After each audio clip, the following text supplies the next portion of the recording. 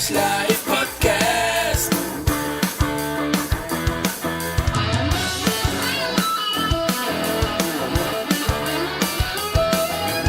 Oilers Live Podcast.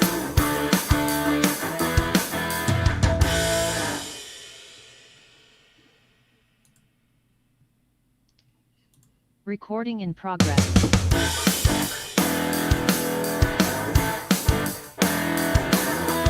Oilers Live Podcast.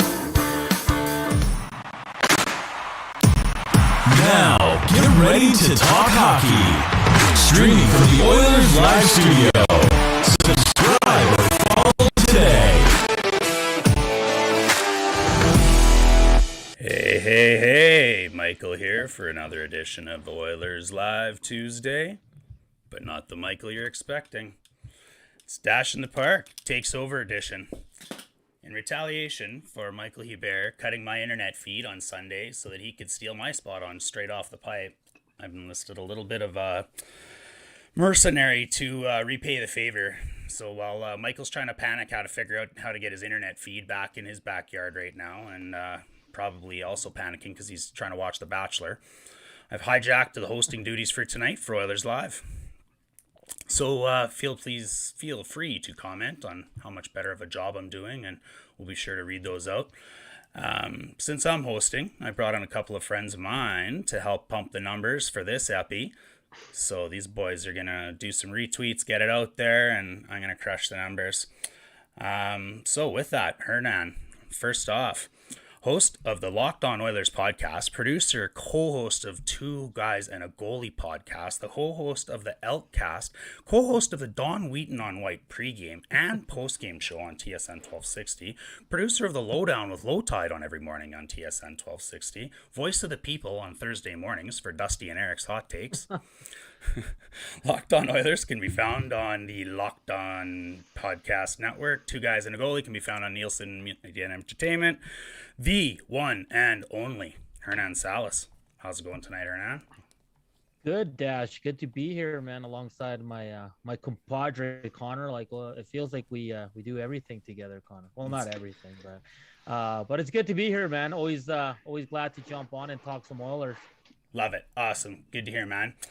Like you said, last but not least, Connor, the host of the other Connor podcast, co-host of the Elkcast podcast with Hernan and Matthew Iwanek, I believe, co-host of the Don Wheaton on White pregame show with Hernan, producer of the Jason Gregor show with Jason Strudwick every afternoon for 4 hours on TSN 1260.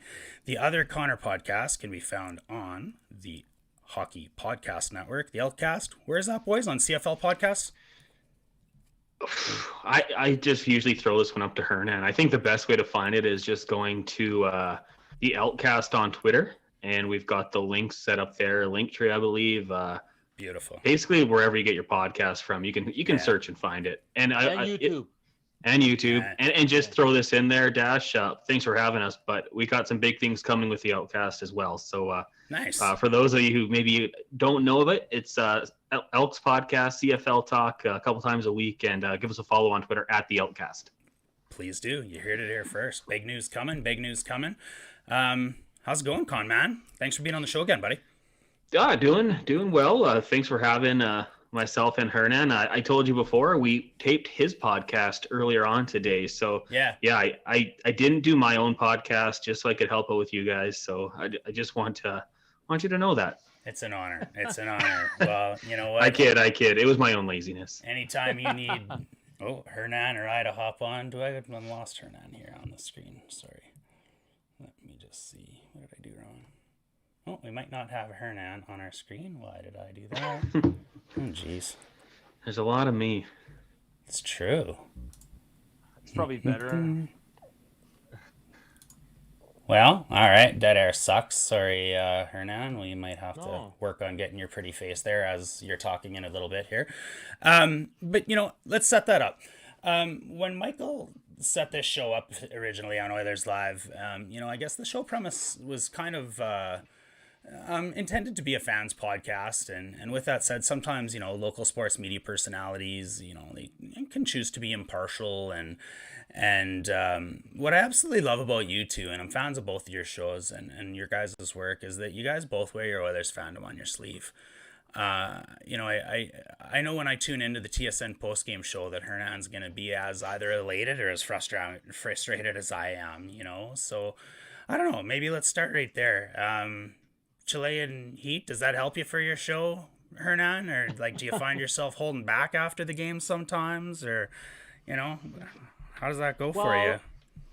I mean, when I got into the business later in my years, I wasn't a young buck or anything. I was well into my 30s, so I mean, it was kind of hard to put the fandom aside as much as I needed to. At first, I struggled with it. It was just you let the emotions get the best of you and all that. But now I mean, if you spend years doing it and I mean, you know how to separate it, right?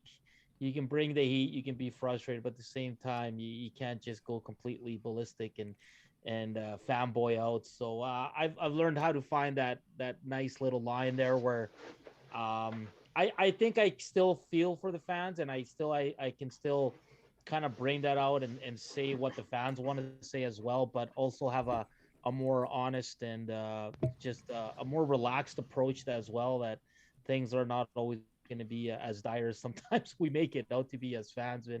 But you're right. I mean, I've never hit that I'm a fan. I still am. But when you're in this business, it's weird. It changes a bit. It does. And I think Connor can attest to that as well. It changes a bit. I still want the best for the team. I still cheer for them. But the professional part, like I said, you have to kind of, you gotta be a professional, right? So you gotta be on both sides and look at the good and bad, and not just sugarcoat or do something like that, right? So I enjoy it. I love it. And I think from a listener perspective, they love it too sometimes when I'm fired up, because it's maybe something they want to say and scream to the masses. So like I said, I think I found a good kind of balance there, and continue to work on it obviously as well. So but it's fun. I mean, covering sports for a living, man, it's a dream come true for this guy. I was born and raised here, and Oilers and back then the Eskimos, now the Elks, were my passion. So to be able to cover these teams on a daily basis is just awesome. Yeah, that's cool, man. I find, I haven't been doing this as long as you guys have, but I find that there's a real a real delicate balance, I guess, in trying to, not be negative Nelly and be the guy that piles on, but then also not to be the homer that's always wearing the Oilers colored glasses too, right? Yeah. It's kind of hard to be fair and critical, but also give credit and just also, criticism where it's due. So with that said, and I think you guys both have something in common in the fact that you both worked 9-to-5 jobs before you got into radio. So you're a little bit of a, here I am in my mom's basement podcasting right now, and you're a bit of a poor man's hero to us, right? You guys worked the 9-to-5. You guys said, screw it, and I want to go and work in radio. I'm obsessed with sports, and I want to talk about it all the time. Connor, what did you do before you started at TSN? Oh, you know what? I got out of high school, and probably like a lot of people, didn't really know what I wanted to get into. Probably wasn't smart enough to go out there and go to U of A or Grant MacEwan or Nate or anything. So I went and worked at a Save On Foods. I had worked there throughout high school and thought, you know what, I'll take a little bit of time off and kind of figure out what I want to do. Probably did that for about 6 months. And then I went and worked as 9-to-5 at a company called All West. Commercial furnishing, and did that. And at one point it was just like, no, I don't want to do this anymore. I got to find something else. And one of the common things, whatever I did in life, I'd always find myself talking sports, talking Oilers, NFL, NBA, Jays, whatever it was. So the thought process there was, you know what, let's find a job where I can actually go talk about sports for a living. So a radio school was the next step for me. Unlike Hernan, I did not even know that the Team 1260 existed. I did not know that Edmonton had a sports radio station. I was totally oblivious to it. So I thought, I mean, I'm going to school and we'll see what happens. Upon going to radio school, I found out that this station existed, and Bryn Griffiths got me my start. I sent him an email just saying, I just wrapped up a radio program. I'd like to get into it. he brought me in the next day. I watched the morning show with Bryn and Jake in the morning and Squeaky Brad. And that day they hired me on as the street team. And I did that for a little while. And basically, as soon as I got the opportunity to get behind the board and, fill in whenever I could, I took it. I don't think I said no to any shift. I was working Oil King games and then, going behind the board for the Bear, the Howler, the job nobody wants to do because everybody wants to, be at the event partying. And yeah, I just kind of worked my way up there. But yeah, when I went to radio school and heard that we did have this sports station in town, obviously then I'm like, I got to start listening to this. I got to, figure it out because that would be the dream job. And here we are, 15 years later. I've been there this whole time and just continually trying to work my way up. You said something there that piqued my interest. You said when you first started, you took every gig you could. How is that any different than what you and Hernan are doing right now? You guys host 14 different shows and 60% of the TSN time during the day. Like, you guys are two huge contributors to our daily listen. Well, I mean, I'll just jump in quickly, Hernan, and say, like, I could tell Hernan was going to make it in the business and in our building because he had that quality where he would always say yes. Like, he wanted to learn. He was just basically a sponge from the day he got in there. So I always knew that Hernan was going to be making it in our business and eventually get onto a show full time and produce it and do that sort of thing. But yeah, I mean, that's kind of how it is there. Like, you get an opportunity to take it over a job, whether it's on the pregame show or postgame show for Hernan, the Green and Gold kickoff show with Awanik for the Elks. Like, you just got to take as many of those jobs as you can, I think. For sure. Yeah. And I think you guys are still doing it and killing it. Hernan, what did you do before you got into the sports talk? Jeez, how much time you got, man? I did it all, man. I mostly labor, oil business stuff. I did furniture, like moving. I did like painting. I did it all, man. And like I said, I got into Nate in my 30s. So I was like, I have to do this. And funny story of O'Connor, like saying that he didn't know the Team 1260. One of the greatest days was driving out on the truck, and I was like, it was the day Chris Pronger was coming to Edmonton and Mike Pekka, and I was like, damn it, like I want to hear like the interviews. I want to hear like people talk about this. And the guy I was with in the truck, he's like, why don't you listen to the Team 1260? I'm like, what is that? He's like, it's an Edmonton sports station. And we turned it on, and his stuff was on there with Corey breaking down, right, Pronger coming to him. And I was like, oh my God, this is amazing. And since that day, I've never stopped. And cool little story, Connor trained me, like Connor, Mark Majot, Matthew Wanek. They all had a hand in training me when I got into radio as the old guy. And funny story, Connor's dad was my teacher in high school, my social studies teacher. That's awesome. Yeah, first time I met him, I'm like, is your dad a teacher? He's like, yeah. I'm like, and I named the school, and he's like, yeah, he taught there. And I'm like, yeah, your dad was my teacher. So it was kind of, it's kind of weird when you're like a lot older than the guy who's training you, right? Like it was bizarre, but I'm grateful for Connor Majot and of course, Matty Wanek, who we still work with. They kind of set me up for success there. And like Connor said, like, if you ever want to get into this business, it's not always boom, you're out of school and you're going to be on the top show. You gotta grind a little bit and do a little things. And Connor can attest to this as well. There was one stretch of my radio career. The only shift I had was Saturday mornings at 8 a.m. and I had to record a 20-minute show. Oh yeah. That's all I did. And it wasn't even sports related. So it was but I did it for whatever, it was 6-8 months. Every Saturday morning, hungover, whatever, and I could get there, recorded, and then just go back to bed. But those are the kind of things that a lot of people do in this business that last. So it's been fun, buddy. I'll be honest. Like I said, I did a lot of jobs before, but when you get up every morning and you're going to a job you love, there's nothing like it, man.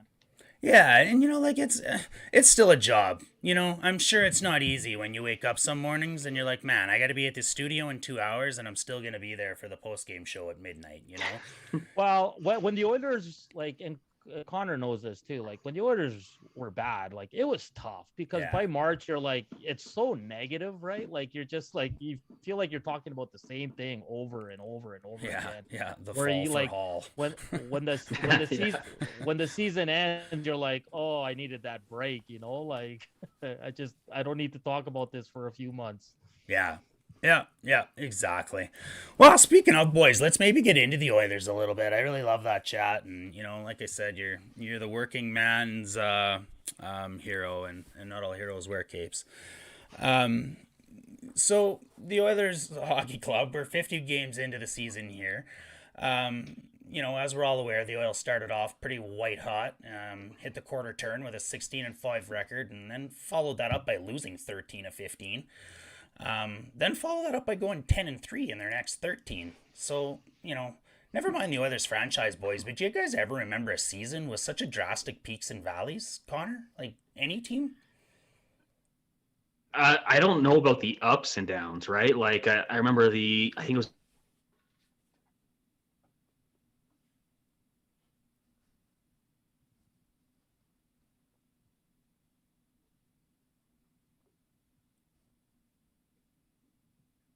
Might have lost him.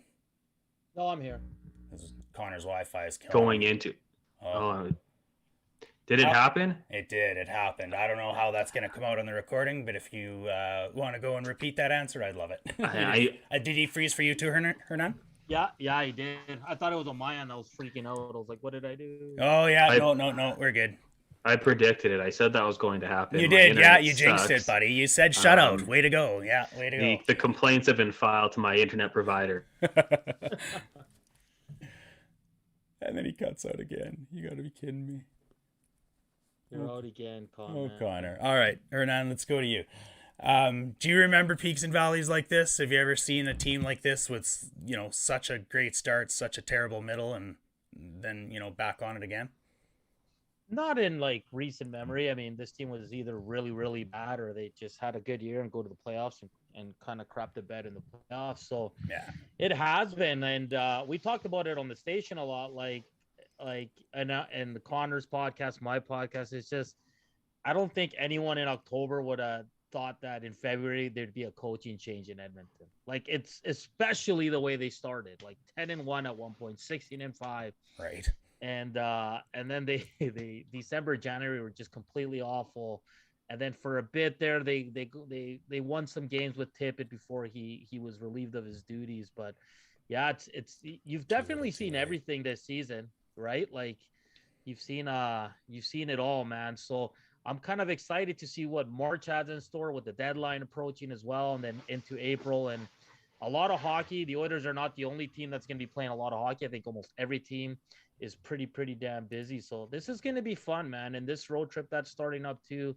I mean, I am fascinated to see how the Oilers stack up against, especially the first three teams. So, buddy, it's been up and down. It's been a crazy whirlwind season for the Edmonton Oilers, but I think it's only going to get crazier.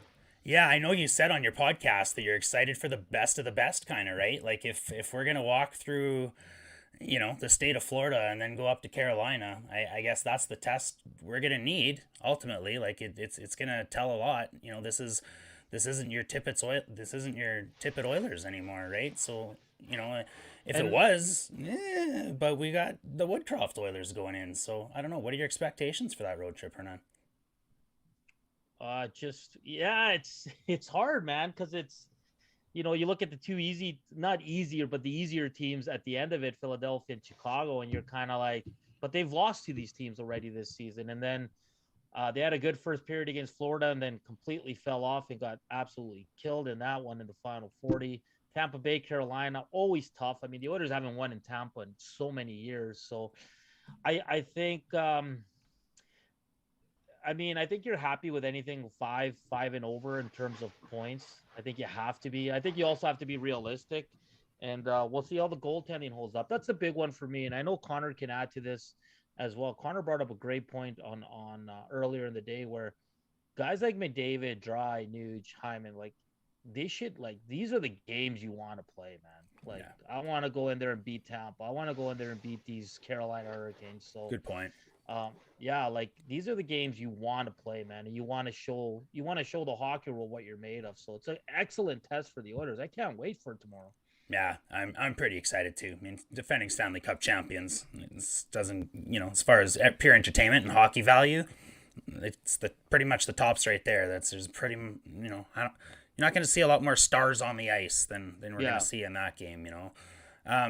Connor, I don't know if your Wi-Fi guy has showed up and fixed your cable by now, but we're gonna maybe see if you want to try and answer that question again. Have you seen ups and downs like that, or what did it remind you of? You were gonna say? Oh my goodness! So I have to answer this another time. I don't know if I will. Can you guys still hear me? We're good. Yeah, we're good. We're good. Okay. Well, all I was gonna say, and I mean, it wasn't that good of an answer, but I just know nobody heard you, so it could be an epic answer. Really, it was probably the best answer you've ever given. Just back in the day, Struddy talks with the team he had his final year playing with a lot of the younger Oilers, and he said, they were in the playoff contention until the last 2 months of the year, and it just dropped off. Yeah. But that's like the only time that kind of comes to mind for me. Like, I just think that, we've seen really good hockey that I wasn't sure if it was going to last. And then we've seen really bad hockey, like to the point where I know why I watch it, because I have to. I question why a casual hockey fan would tune in, because it was just so frustrating. Yeah, that's fair, right? I think like it was a terrible execution in the middle of the season there. But at the end of the day, there was a lot of, I'm not even a big fan of the term puck luck, but I'll throw it out there for commonality.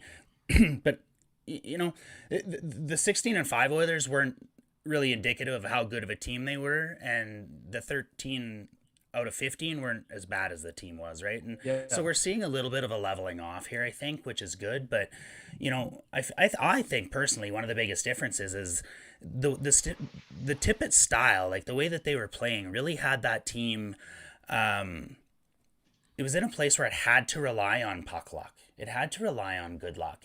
You had to have everything fall in place. If you didn't get good goaltending and, not have 20 giveaways and not give up some odd man rushes and you get a few power plays, you'll win. And it just so happened that in those first 20 games, that kind of kept happening for us, right? And you talk about that power play, and maybe I'll shift over there for a second, because I think that's also been one of the biggest things, and Woodcroft hasn't really necessarily figured it out yet either. So I'm really curious about your guys' opinion on it. Connor and Leon both had, 6-7 power play goals in the first 20 games. I did a little bit of research before I hopped on with you guys.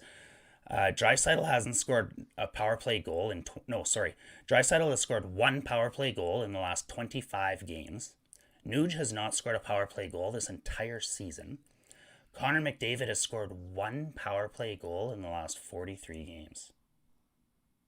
That is, I knew Nuge and Dry. I didn't know that about McDavid. 1 in 43, Hernan. Hyman, 3 power play goals in his first 5 games. He's had 1 in the last 39.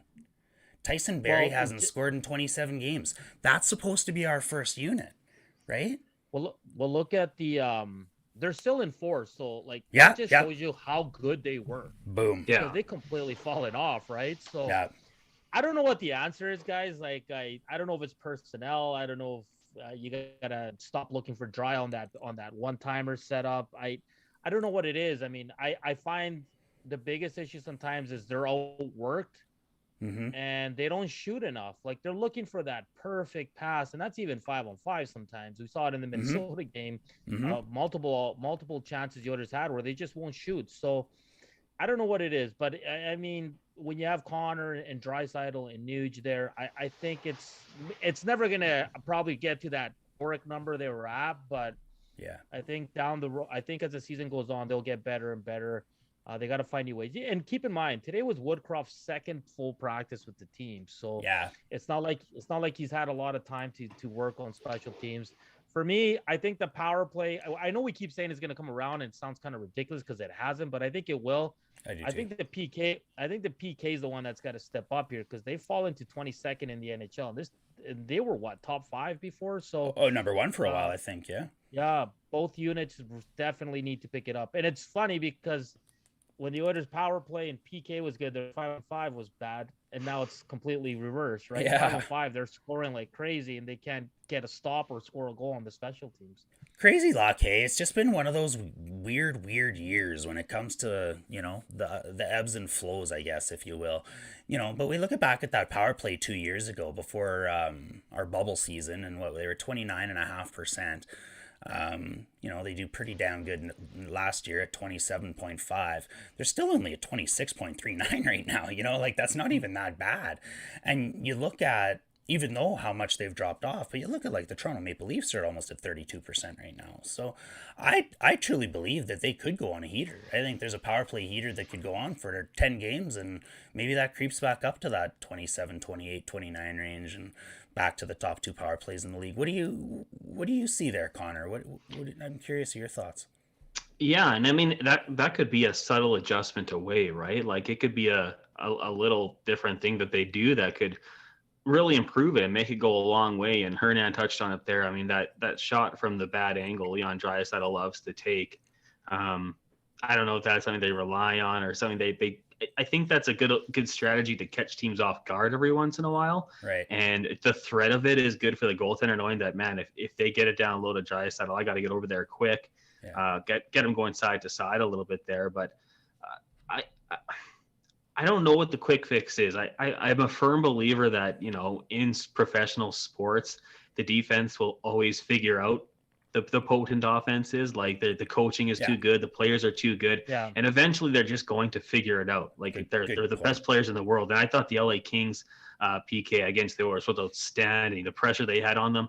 I mean, the Oilers were just whipping it around. The pass quality wasn't very good. So I don't know, I think like you said, Dash, it's a good point. I think eventually they'll find something that works and they'll get on a bit of a hot streak. But I think you've always got to be, open to trying different things and trying to keep it fresh, because eventually you're going to get figured out.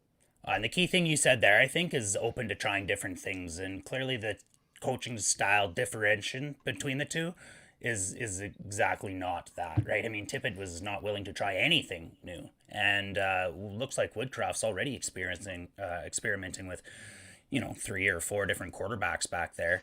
I know statistically this year that Barrie is better, and that they've been more successful on the power play with him there. And I do see him as a better puck distributor. I think he's quicker at getting the puck onto other players' sticks. But I don't think they respect his shot, and opposition respect his shot. And that was the biggest difference I saw when Tippett gave Bouchard his chance was, man, like he scored, 2 power play goals in 66 seconds that game. And Barrie had only had 2 power play goals the entire season at that point, when still only has 2 power play goals to the season at this point. So, that shot says something. And I think you guys both touched on that is the Draisaitl one-timer predictable? Well, I think you'd have a lot of people in Washington tell you that it doesn't matter. Yeah, like your point, yeah. Right? But the difference there is that they got Nick Backstrom distributing for 15 years, but Nuge and Connor can distribute. I think the key difference there is that John Carlson or whoever they set up on that other side, Kuznetsov, you got to fear that shot too. And if Ovechkin's not there for his office one-timer, just like if Draisaitl's not down low for his office one-timer, you got to have that other option. So that's maybe what I see, and I think that it's going to take some time for us to get there with Bouchard. Any final thoughts on that? Yeah, I mean, they've tried Bouch there, but Woodcroft's doing the same. He's rolling Barrie and Nurse, right? And then if we see that second power play unit, it's usually Nurse and Bouchard. So I think this coaching staff, the team, you guys still prefer Barrie as well. And I agree. I think all 3 guys, when they're out there, they got to shoot more. I think they defer too much to Nuge and then back to McDavid on the half there. And I think just put it on net. You saw that one goal Barrie shot. I can't remember what game, guys, but then Hyman deflected it. Like, that's what you need to do. Like, you can't just walk it in every time or look for Draisaitl. So I think it's also hard work, like workout. Like Connor brought up the LA game. LA just outworked them. Like, they were just all over them. Like, they pressured him, but they were harder on pucks. So I think the Oilers got to do a better job of that as well. So we'll see. I mean, for me, if it's Barrie Bouchard, it doesn't, like, just shoot the puck and make good plays and don't give up 2 shorthanded breakaways. But, you think that's key? Yeah. I know Barry's not he takes a lot of heat in the city. He's not well liked, I guess, for his on ice performance, but defensively, yeah. You know what? As Tyson Barrie's come as advertised, there wasn't a Leafs fan, or there wasn't anybody that loved his defensive positioning. I never heard anybody in Toronto go, "My God, Tyson Barrie's gap control!" Like, wow.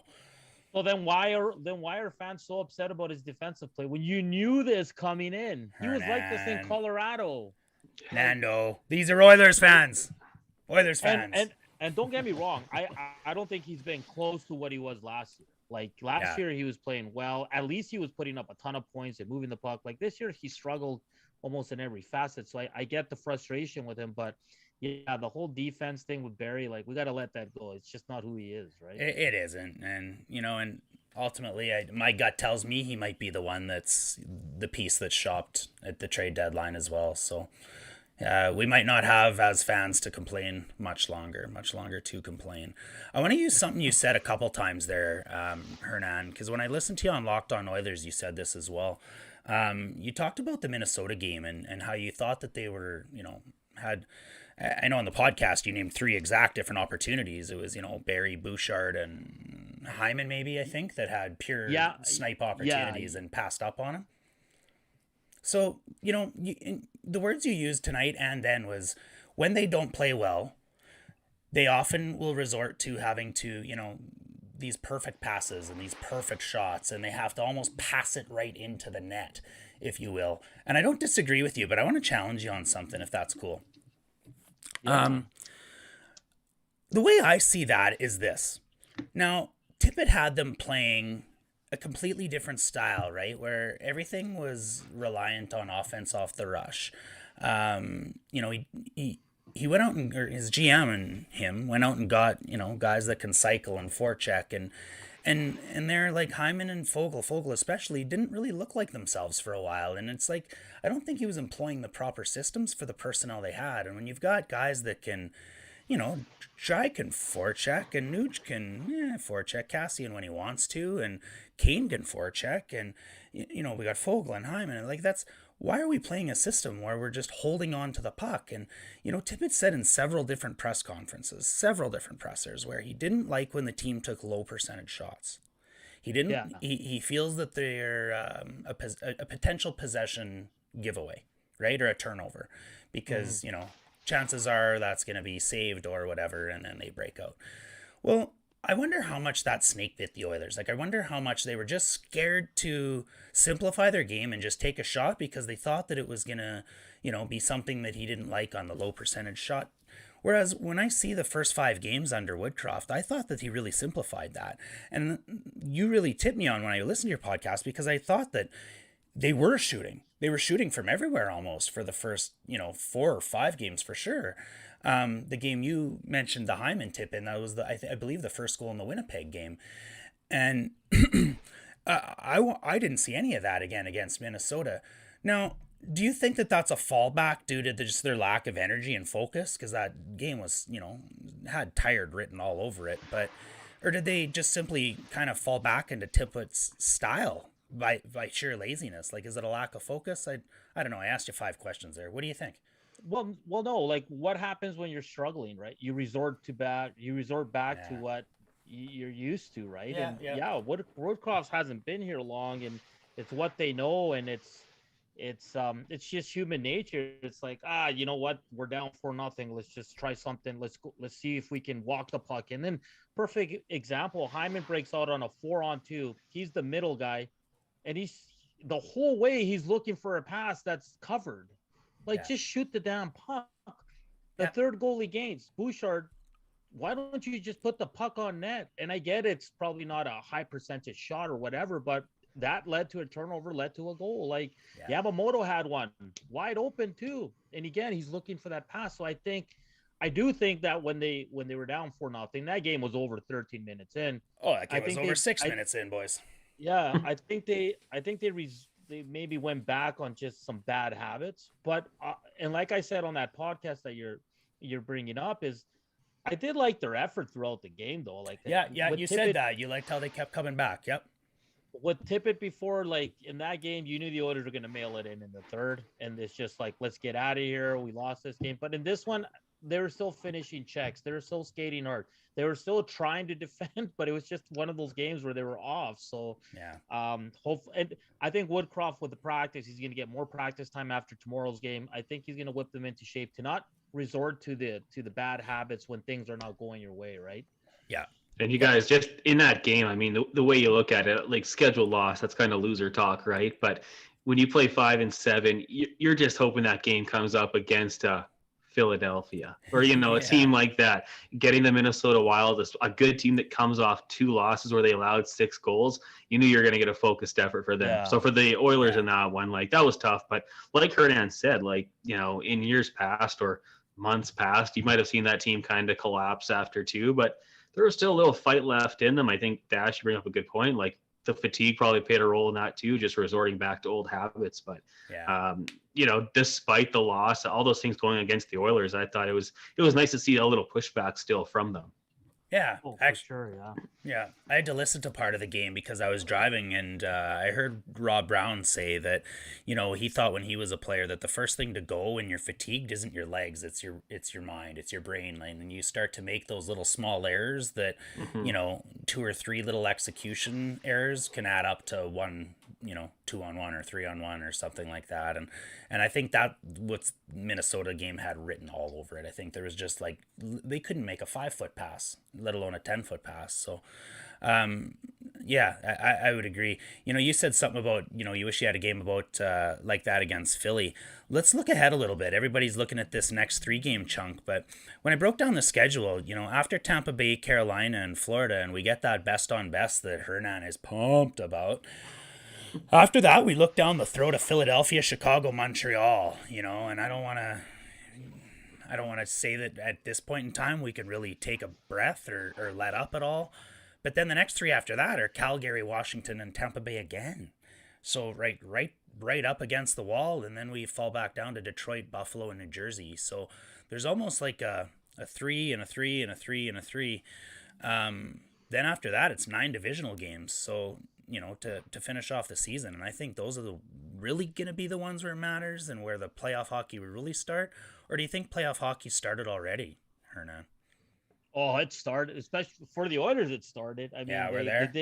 They did themselves no favors with December and January, right? So I think they're there. This team has to be a playoff team. There is no way. And you brought up an interesting part of their schedule, and I think these next 9 games, like 3 tough ones, and you get 3 teams that you should beat, but we've seen the Oilers drop those games. Then they get 3 tough games again. I think in these next 9 games, it's Ken Holland's going to decide what he's going to do at the deadline. Because if the goaltending holds and they're in a good spot, then he'll probably keep his powder dry and say, we'll do it in the offseason. We're good enough with these guys. But if they're not winning and they're struggling mightily, and a lot of it is goaltending, I think you might see a new goaltender by the end of March. So I think these next 9 games are going to be a big, big sign for what Kenny Holland wants to do going forward with this team. The defense going to hold all that. So I mean, it was a great start for Woodcroft, 5-0. Like Connor said, the Minnesota game, like I don't think anyone was too upset because you kind of saw that one coming. Maybe not 7-3, but you saw a loss, right? Yeah. And that team's really good too. So yeah, I think the Oilers are in playoff mode right now. I mean, they're not guaranteed anything. They're right. LA is right there with them. Dallas ain't going away. Anaheim, San Jose are playing, and I mean they're gonna fight till the end. Same with Vancouver. So yeah, I think the Oilers are definitely in playoff mode. So it's do or die now. And I'm not going to ask you guys for predictions or anything like that, but maybe I'll just ask Connor this. Like, do you still think that this division gets decided down the stretch? Like, is it still going to come down to those last 10 to 12 games of the season for Calgary, Vegas, and Edmonton to sort out? I think so. I really do. And I think, for Vegas, getting Jack Eichel out there, I know he got his first goal of the season yesterday, right? And, the Calgary Flames, 10 straight.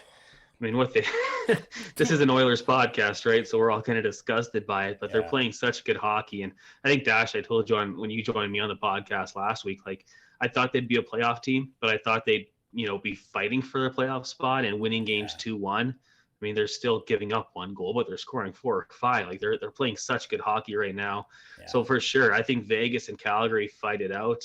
I don't want to be too negative, but I still got questions about the Oilers. I'm still not too sure. Like I think that you mentioned it. The Oilers should go 0-3 in their next 3, and I think fans will say, okay, that's a tough roadie.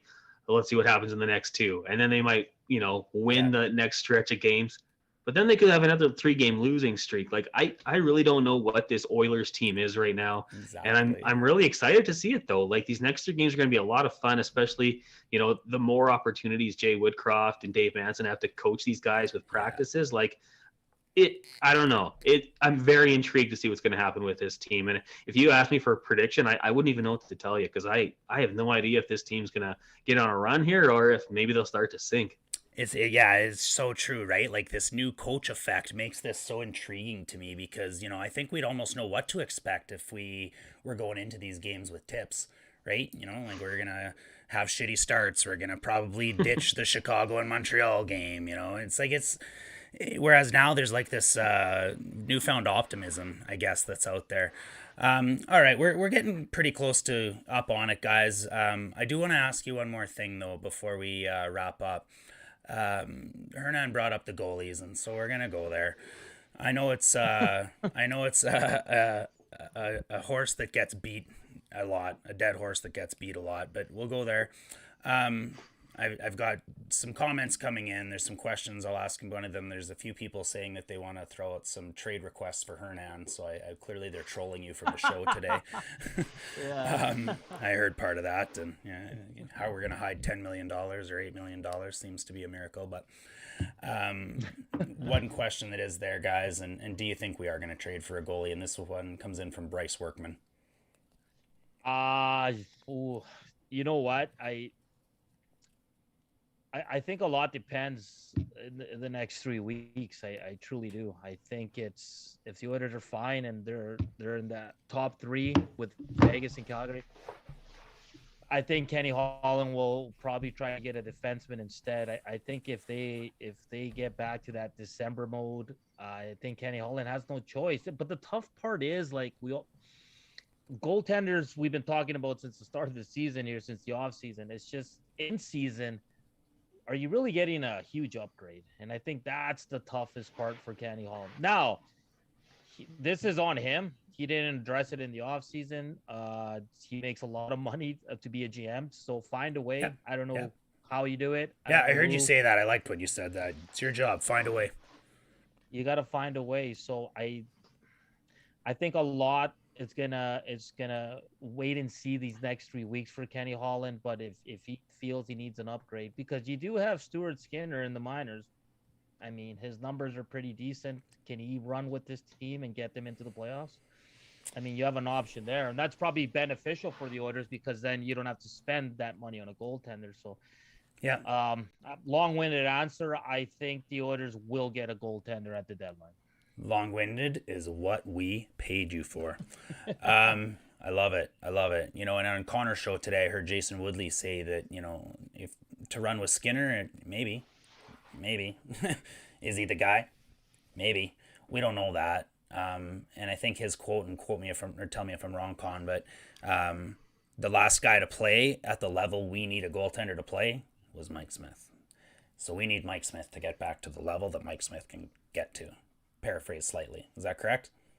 Yeah, I would think so. I mean, pretty close. I know you joined us with a backwards hat stash, so good look for the podcast. I know. Kevin Woodley, he definitely did say that. He was like, you could find out if Stuart Skinner is the guy here. That is something to look at, and he thinks physically he can do it, but it is tough to go and be that starting guy, especially as busy as you are going to be. But I think. I mean, we've seen how good Mike Smith can be, and we've seen the guy gut it out. He's a fighter.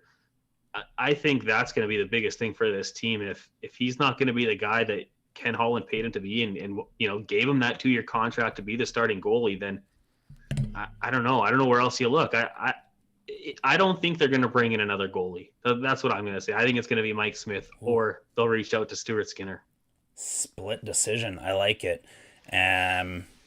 I'm going to side with Connor. I think that You know what? You said it, Hernan. Keep the powder dry, right? Our friend Alan Mitchell, Low Tide, says it all the time. You're like, this is what they went into the season with. You said they didn't address it. Well, they did. He just didn't do it successfully, Hernan. You know, I'll add to it. I don't Please. think, like, I'm kind of with Connor. I think it's gonna be really hard to get a goalie, like an upgrade. Like dominoes have to fall or something, right? Yeah, like somebody has to go somewhere, and then somebody goes somewhere, and then that opens up a door or something. But I agree with you. I think it's going to be tough, and that goalie has to be out there. And, you know, even with the later trade deadline this year, right? Like, I think it's going to take that much longer for guys to decide whether they're sellers or buyers too. And Kenny Holland did say he wants to see Koskinen and Smith. So that's why I said 3 weeks, because he's going to get a really good look at this tandem and see what they can bring the Edmonton Oilers. Now, I'm more with you guys, but do I want the Oilers to get a goaltender at the deadline? Hell yes, I do. Yeah, I think we're probably all in that boat. But I'm almost at the point where, guys, like, Skinner's an interesting piece of asset to me, because ultimately, you know, like, we still don't really know what we have in him. And, you know, maybe his ceiling is as a 1B, and, you know, maybe he's a starter in the NHL, guys, but we don't know that. And there's not going to be anybody that's going to say that. So ultimately, you know, what do we have? And if we don't know what we have right now, we better figure it out by the end of the year, in my opinion, because if you can't trade Koskinen at the deadline, you almost have to bury him. I really mean that, and put him in the A, because next year Skinner comes, you know, his contract changes to the point where he's got to go through waivers to be sent down. So I'm almost like, if we're leaving Skinner in the minors for the rest of this year, you might as well leave him in the minors for all of next year too. And maybe that's the Holland way. He's 23 years old, and you bring him up when he's 25 or 26, maybe. I don't know. If Koskinen hasn't been waived up to this date, it's never going to happen. But can't we put him we can stick him in the AHL, though, and send him down? Well, that's what I mean. Like, but they're not.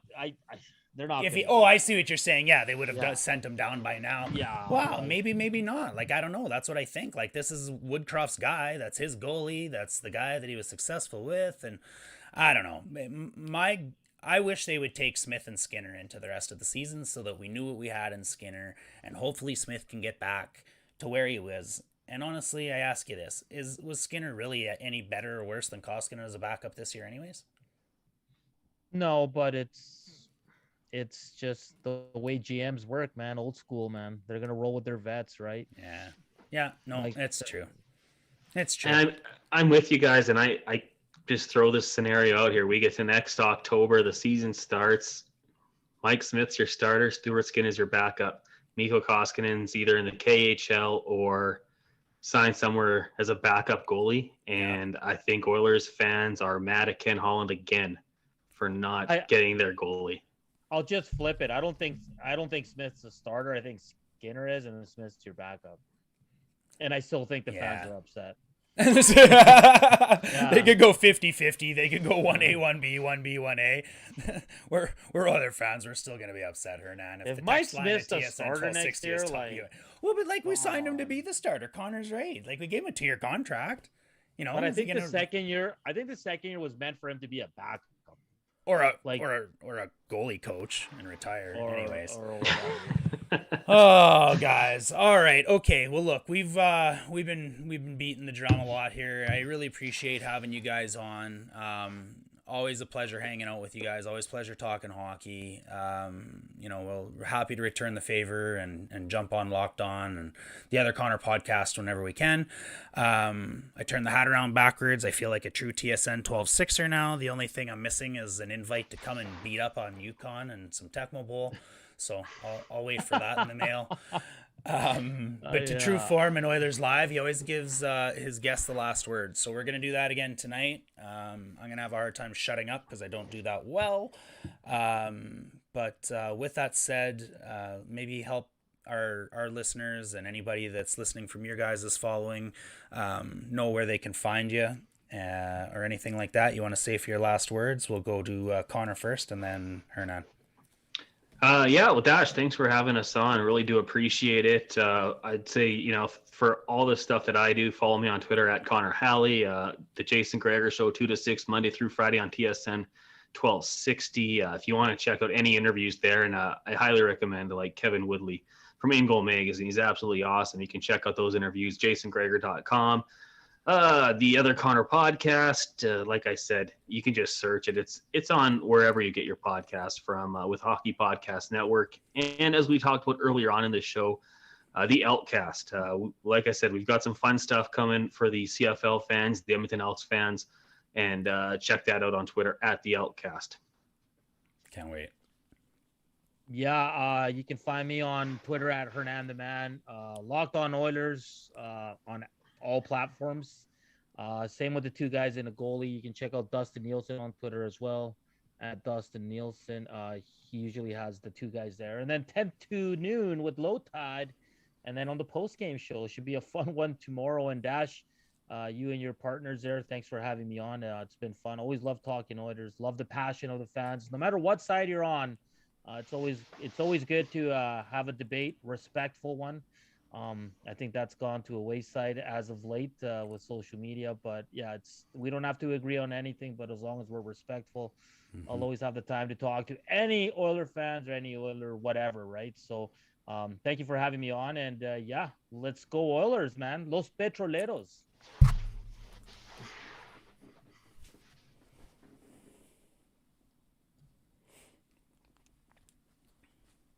Are we muted? What's going on? Hello? Maybe. The outro's playing. Oh, we can talk. It's cool. It's what we do around here. Thanks for listening. Thank you for listening. I